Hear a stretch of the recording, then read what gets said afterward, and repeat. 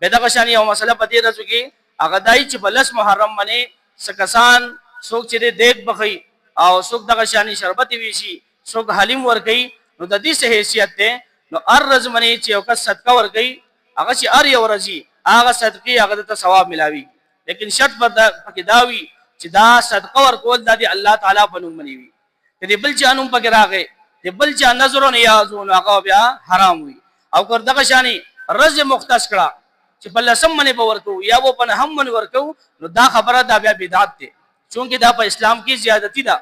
ځکه په هر وخت کې پورا کال کې تعالی صدقه ورکول هغه جائز دی او د ثواب کار دی لیکن تا چې کله ځان لپاره یو ورځ مختص کړه چې زه په لس محرم باندې ورکوم یا په هم باندې ورکوم نو دا تا په دین کې زیاتی وکړه ځکه دین تعالی لپاره دا مختص کړي نه دی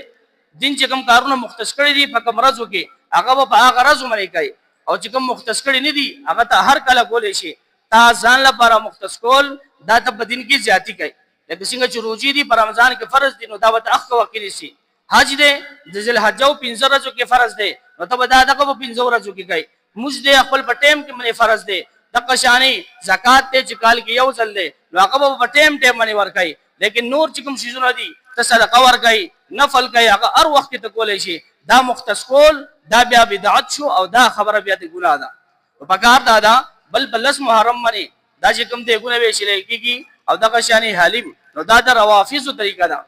او هغه ورګي نو هغه به ځان له ورګي لیکن مسلمانانو هغه ته قتل او هغه مشابهت دی وجنا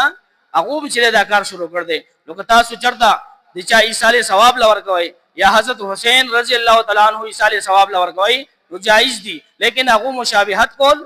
یا اقشان رزم چې مقررول دا خبره چې دا ناجایز ده او مشابهت نبی علیہ السلام فرمایي چې چا سره مشابهت کو دا به هغه نه دغه وجنه څنګه تاسو سماوي چې يهودي بدل لس محرم روزه نشلا نبی علیہ السلام په موږ سره نه هما یا یو لسم ملاوکو چې زمونږه مشابهت چې دغه يهود سره اگر نشي نورو چا هغه ذمہوار مونږ نه څوک با چې نو دیګونه ورکی څوک پسور کوي لیکن کم از کم مسلمانانو لا پکار دا چې یو خو عیسی ثواب لا بلا ورکی نو بالکل جایز دي لیکن رز مختص کول او بیا د هغه شانی بالکل په هغه رز باندې دې کار نه چې دغه اسلام وشي الله تعالی دې عمل کولو توفیق